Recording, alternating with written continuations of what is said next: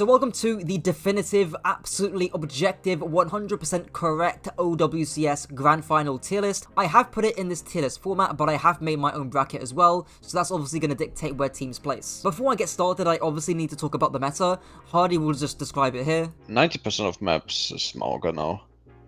Yeah, so Mauga is definitively the meta at the moment. He goes on to say that hit scans are pretty uncommon.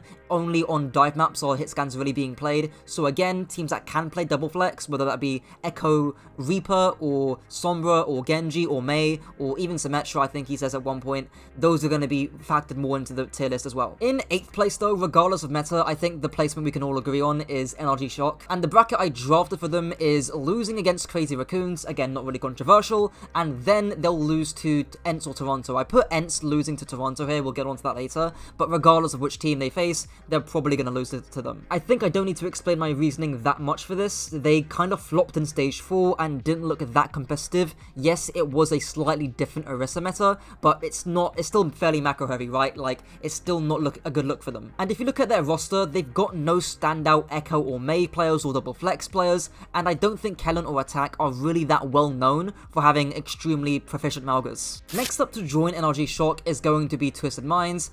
Pretty unsurprising here for most people as well, and looking at the bracket I've drafted for them, they are losing to Falcons, and then they'll eventually play Nightmare Rotation, who I think they're going to lose to.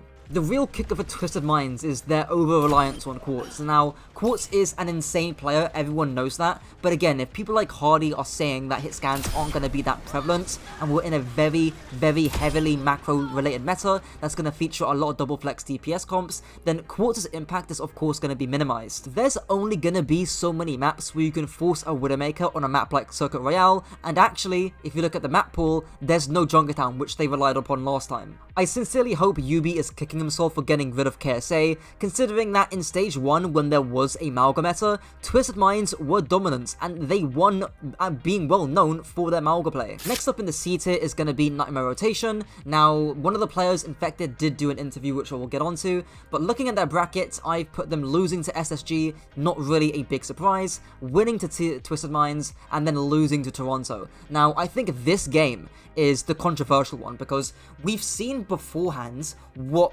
Nightmare Rotation can do against Toronto. They almost beat Toronto, so why am I putting them to lose against them here? Well, I think part of it is going to come down to playing on stage and playing in a LAN environment. Now, that might sound bullshit to some people, but playing on LAN can really affect your confidence, and especially in a macro-heavy meta, one slip-up can start snowballing an entire map, and I think that's what's going to happen with Toronto, who have a very, very, very well-versed roster, who are pretty much all veterans. In comparison, if you look at Nightmare Rotation's roster, they are on average a bit younger, and even the older players don't necessarily have a lot of experience playing on LAN or playing in a big, lively environment. There's also the versatility Toronto have, being able to play dive maps, which Nightmare Rotation can't really do, as well as the coaching staff. And now, I'm not going to suck off Danny and Consores, but it's something at least. I will say there is a chance that Nightmare Rotation can play against ENCE. It just depends how that first upper bracket game goes and seeing who they play against. I think if they go against ENCE though, I think it's going to be a similar story, but of course, we'll see. Speaking of ENCE, they are following up in the 5th spots, and again, looking at their brackets, they are going to lose to Toronto in my opinion. I actually put this the other way around. I put it on Twitter as well, that I put ENCE to beat Toronto. I'll explain why I changed my opinion later, but following this, they will eventually beat NRG Shock, and then they'll lose to Falcons, who will lose to SSG, but we'll get onto that. So honestly, there isn't much to go off of here. ENCE haven't had their interview yet with Commander X. I mean, it might be coming out by the time I put this out here, so who knows. But one thing that Infected and Hardy did say both is how close the gap is between the Nightmare Rotations, the ENCEs, the Torontos, and teams like that, and teams of that nature. That's going to be interesting to see. So honestly, this could be a complete toss-up. They could go 4th, who knows, but this is just how I'm feeling at the moment. And honestly, the main reason for that is because ENCE don't have a coach, and especially in heavy macro matters, where one slight advantage in the theory can drastically change a team's power level, that having a coach is going to be helpful. Speaking of having all the money in the world to have a coaching staff, that is where Toronto Defiance is going to be going in 4th place. And again, looking at their brackets, they're going to beat Ents in my opinion, then lose to Crazy Raccoons in the semi-finals, then beat Nightmare Rotation in the lower bracket quarterfinals, then they'll lose to Falcons in the lower bracket semi-finals. I do want to say that this team only did well in the Esports World Cup because of hero bans. I think that really needs to be said, because I still see some people hype up Toronto as being this jack-of-all-trades beast, when in reality, hero bans really helped that team. I'm honestly putting my faith in Kajor here by trusting his coaching and his ability to improve his team's macro on a day-to-day basis, which is exactly what's going to need to happen in a short format like this. It's not like Toronto aren't known for their macro. I mean, the core of Toronto was literally from Florida Mayhem last year, who had one of the best macro teams in the world. If anything, it's going to be Toronto's legacy as being the mid team that secures them this mid place. Now we're getting into the top 3, and I do realize my cam is distracting from what you can see right now, but I'm putting Falcons in 3rd place. I predict they're going to beat Twisted Minds, but lose to SSG, and I'll explain why. Then they will go on a lower bracket run, kind of. They'll beat Ents, beat Toronto, but they'll face SSG again and lose once again. So initially this does look odd, but I think I'm putting a lot of stocks in what Hardy is saying. He says that, or he claims that in scrims, they're very good historically against Falcons. I'll find the clip here. The bracket is like pretty likely to shape us that we're gonna play Falcons after Nightmare. But we had really good scrim results versus them, and like really good like scrim results versus them.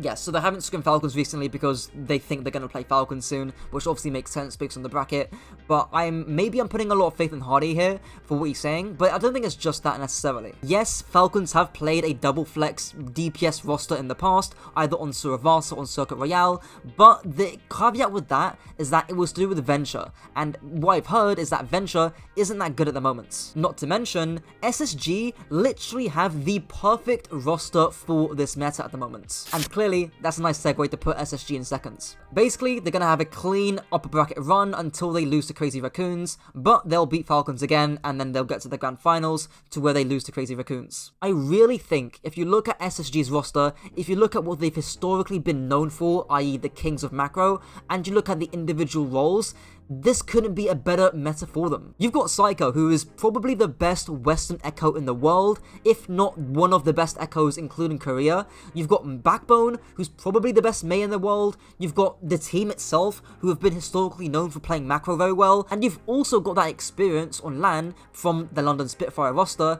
that helps them, deal with those intense situations. I of course have to mention Christopher, who is going to be pivotal in such a heavy macro meta. Of course, that leaves Crazy Raccoons to be first, and they just win everything. There's not really much to be said here, with the bracket being shaped up like this. Firstly, they've historically won every major event so far, I believe. They won the Esports World Cup, they won the Dallas Major. There's technically no reason to see why they wouldn't win the Stockholm Major. And that actually leads me on to the second reason, which is their flexibility, more specifically to do with them playing ball. It is a unique map-specific thing, but I think Crazy Raccoons in some ways are kind of like the amped-up, hyped-up Toronto. They've not only got the versatility, but they've also got the quality to play those comps at a high level. But with that being said, I would not be totally shocked if SSG or, frankly, any other team, including Falcons, do actually beat Crazy Raccoons. It really could come down to one day a coach saying that they've got some new theory, they implement that theory in the actual game, and the match turns out completely different. Anyways, that's my bracket. Let me know your thoughts down below, and until next time.